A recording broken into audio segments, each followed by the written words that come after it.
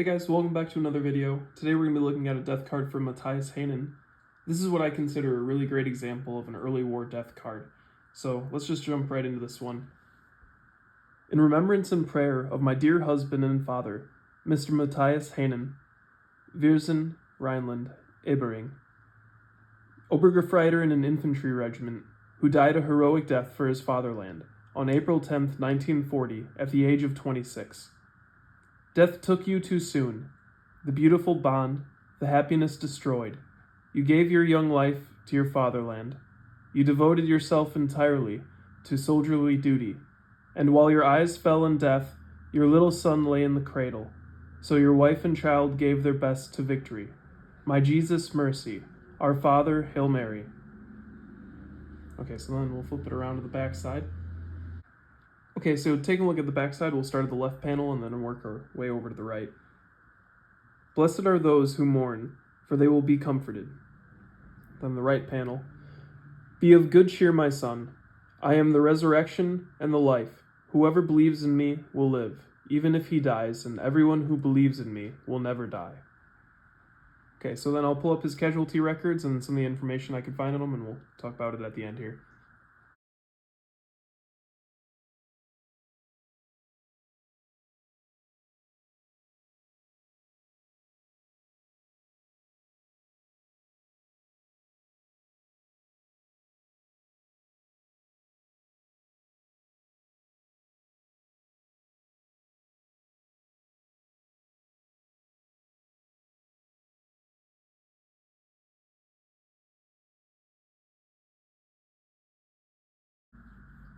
Okay, so taking a look at his records on Ancestry, we see that he was born on the 24th of February, 1914, in Viersen.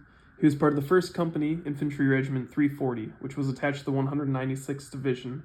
He was an Obergefreiter, and he was killed on the 10th of April, 1940, at 1830, in the Skagerrak Strait. Now, that is on the way to Norway, and knowing that ships are usually pretty well documented, I started to look into this a little bit, and seeing that on Volksbund there is no record for where he's buried, I started doing some digging, and then I looked up ship losses on that day, and then found quite a few, knowing about the operation in Norway, which is very interesting, as I said before, this being an early war card. I ended up finding out that basically most of his regiment was attached to this ship, and the ship is the SS Freidnau. So really interesting then. I did a little bit of digging, and I went to feldgrau.net, which I will link what I found at the end of the video. I'm not going to read it quote for quote just because it's like a forum site. Usually I only do that, I guess, with books, and I didn't take the time to do a full format video. This is just the usual death card thing. But it is an extremely interesting subject. The guy who posted in that thread, he posted pictures of the ship sinking and all that. And the story is that on Monday, April 8th at 9 a.m., they left from Gottenhafen in a convoy with 8 other transports. They were escorted by 7 ships from the torpedo school flotilla, and the ship, the SS Friedenau, was sunk by a sub, Triton, which was a British sub, and it seems that it was hit by 2 torpedoes. So in the memoir, I'm assuming that this came from, it seems that the guy was saying that a lot of the guys had already gone under deck to sleep, and the way that the torpedoes hit the ship was pretty bad. So the losses for the men on that ship, there was 499 men from Infantry Regiment 340. Of that 499, 384 are dead. That's 115 men that survived that. That's pretty rough. Looking at his casualty record from Ancestry, with some help from a frequent commenter, World War Will, I really appreciate your help. I have a hard time reading some of the handwriting on some of these. He helped me out with this one. So the red handwriting says, not missing, according to the Bremerhaven District Court's decision of April 8th, 1942, he was declared dead on April 10th, 1940.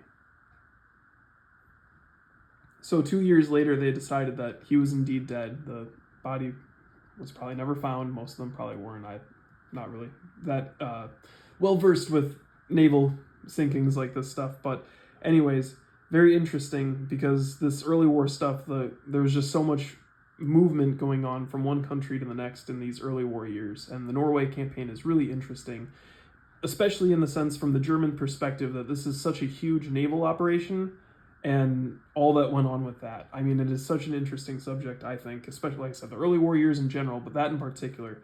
So to have a card from the Norwegian campaign that is really cool, and then also that you can tie it to a ship, what happened that day and all that.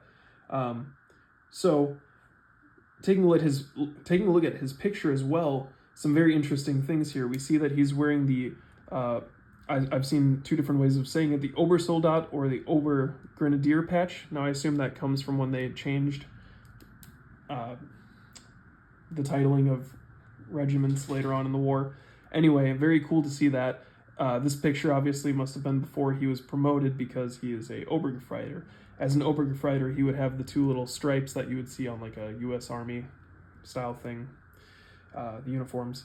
So anyways, very, very interesting card.